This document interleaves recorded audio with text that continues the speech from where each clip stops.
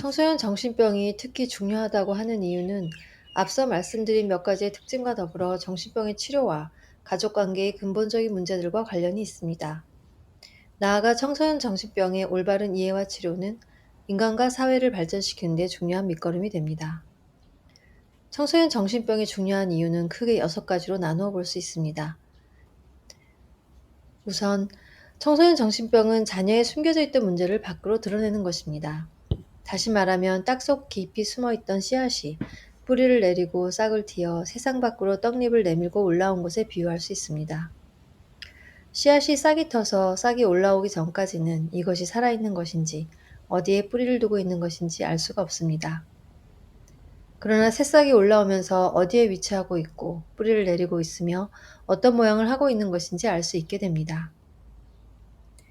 이와 마찬가지로 청소년기의 정신병이란 자녀가 현재 어떤 위치에 있고 무엇에 뿌리를 두고 있으며 그 모양이 어떤지를 보여준다고 할 수 있습니다.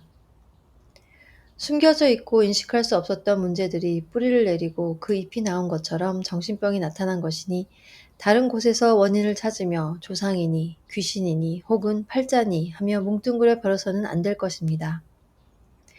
정신병은 반드시 어떤 문제가 원인이 되어 그것이 점차 자라난 것입니다. 특히 아주 어린 시기인 0에서 3세 시기가 문제가 생기게 되면 그것이 근본적인 문제가 되어 청소년기의 병을 일으키게 됩니다. 일반적으로 부모의 사랑이 극진하고 환경이 유복하다면 문제가 없을 것으로 생각하지만 아기가 어렸을 때 부모와의 근본적인 신뢰를 형성하지 못할 수도 있습니다. 이는 누구의 잘못이라기보다는 그저 잘못된 생활 습관 같은 것으로 인해 발생한 것이라고 할 수 있습니다. 예를 들어 엄마가 집에 있었다 하더라도 아기가 우는 것을 대수롭지 않게 여기고 자신의 일을 우선으로 한 경우 그것이 아이에게 어떠한 영향을 줄 수 있을지 알 수 없었을 것입니다.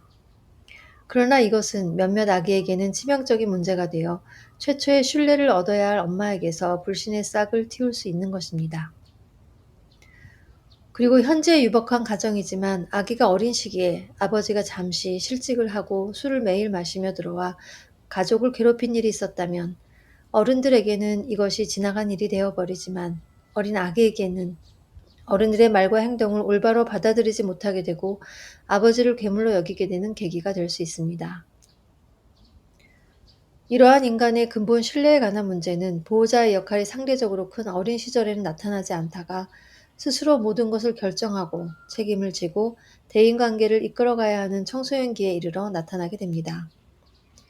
인간에 대한 근본적인 신뢰가 깨어져 있는 상태에서는 다른 노력들은 모두 물거품이 되어 버리기 때문에 청소년 정신병을 이해하고 올바로 인식한 후에 새로운 관계, 새로운 신뢰를 맺을 수 있도록 본인과 주변 사람들의 노력이 필요합니다.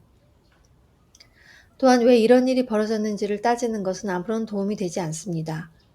현실적으로 드러난 정신병의 문제를 올바로 인식하고 받아들여 문제를 해결하는 데 노력을 아끼지 말아야 할 것입니다. 두 번째는 청소년 정신병은 문제 해결의 기회로서 큰 은총이 될 수 있습니다. 청소년 정신병의 중요한 점은 바로 청소년기라는 데 있습니다. 글을 쓸 때도 처음 부분이 잘못되면 지우고 다시 쓸 수 있지만 거의 다 쓴 편지가 잘못되었다면 처음부터 다 지우고 다시 쓰기는 어려운 법입니다. 이때는 틀린 대로 마무리를 지을 수밖에 없습니다. 청소년기는 새롭게 시작하는 시기로 결코 늦지 않은 것입니다. 약물에만 의존하고 치료를 포기하지만 않는다면 청소년기의 정신병은 얼마든지 완치가 가능합니다. 암의 경우도 초기 단계라면 대부분의 경우 수술로 생명에 아무런 지장이 없이 생활하게 됩니다. 청소년기의 정신병은 이제 막 암으로 발전하려고 세포 변형이 일어나는 정도에 비교되므로 완치의 가능성이 높습니다. 초기 암 단계에서는 암이라는 말 때문에 절망하여 죽을 날만 기다리고 누워만 있는 사람은 없을 것입니다. 특히나 청소년기의 정신병은 문제의 원인을 찾는 것이 복잡하지 않으며 문제의 왜곡이 심하지 않아 치료의 목적과 방향을 쉽게 정할 수 있습니다. 이러한 이유로 비교적 치료의 효과와 진행이 빠른 편이며 커다란 어려움 없이 일상생활로 복귀할 수 있고 이전보다 더욱 성숙해진 모습으로 생활을 이끌어갈 수 있습니다. 또한 근본적이고 핵심적인 문제를 해결하는 과정에서 작고 사소한 문제들이 함께 정리가 되며 스스로 주체성을 확립하는 데 든든한 기초를 마련할 수 있게 됩니다. 이것은 마치 초기 암을 발견하고 간단한 수술로 건강한 식생활과 적당한 운동을 통해 이전보다 더욱 건강한 몸을 유지하게 되는 것과 비교할 수 있습니다. 세 번째로 청소년 정신병이 중요한 이유는 가족 구조의 문제를 드러낸다는 것입니다. 청소년기 정신병은 환자 본인의 문제와 함께 가족 구조의 문제를 반영하고 있습니다. 그 중에서도 특히 최초의 보호자의 성격 문제를 드러내줍니다. 잘못된 육아 방식이 치명적인 손상을 가져올 수 있고, 그로 인해 병이 생겼음을 바로 인식하여 받아들여야 합니다.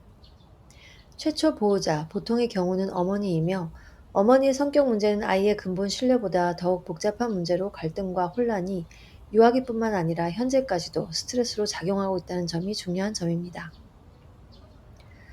어떤 부모라도 어느 정도의 성격 문제는 가지고 있습니다. 그러므로 부모는 모든 것이 나의 잘못이구나 자책할 필요도 없으며, 내 성격에 문제가 없는데 무슨 소리냐 하며 생각해서도 안 될 것입니다.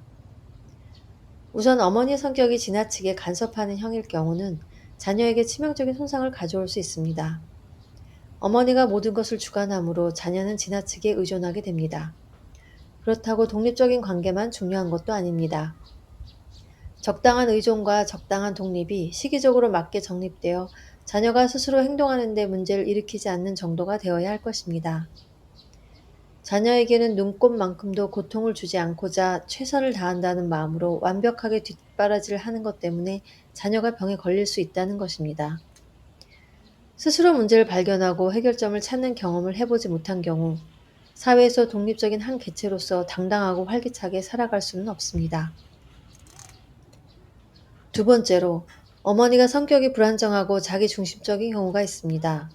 어머니가 자신의 기분과 상황에 따라 아기에게 젖을 준다면 아기는 울음을 우는 것이 아무런 소용이 없는 것처럼 느껴질 것이고, 울어야 하는지 기다려야 하는지 갈등을 겪게 될 것입니다. 아기가 배가 고파서 울 때 어머니가 젖을 주는 것은 마땅한 노력을 기울였을 때 대가가 주어진다는 것을 인식하게 하게 하는 경험입니다. 하지만 아기의 표현과 반응에 상관없이 어머니의 필요와 기분에 따라 대가가 주어진다면 아기는 불안과 갈등을 겪게 되고, 이러한 상황이 반복된다면 아기가 성장하면서 혼란과 갈등으로 정신병이 나타나게 됩니다.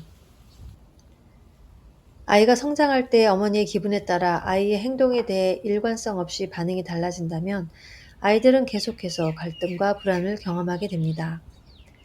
적절한 노력과 보상, 올바른 표현과 반응에 대한 경험이 없다면 사회생활을 건강하게 할 수 없는 것은 당연할 것입니다. 또한 부모가 어떤 생각이나 관념에 노예가 되어 있는 경우 역시 자녀에게 치명적인 결과를 가져올 수 있습니다. 어떤 기준에 꼭 따라야 하고 어떤 행동에 대해 지나치게 반응을 하는 것을 반복하게 되면 아이는 객관적인 모습과는 상관없이 어떠한 낙인을 찍히게 되며 병의 씨앗이 뿌려지게 됩니다. 예를 들어 아버지와 자녀의 관계에서 자녀가 저축할 돈을 가지고 자기가 평소 가지고 싶어 하던 장난감을 사는데 사용했을 때 아버지가 지나치게 야단을 친다면 자녀는 부당하게 야단맞았다고 느낄 수 있습니다. 또한 이런 일들이 반복된다면 자녀는 나쁜 아이로 낙인 찍히는 불행과 비극이 발생하게 됩니다.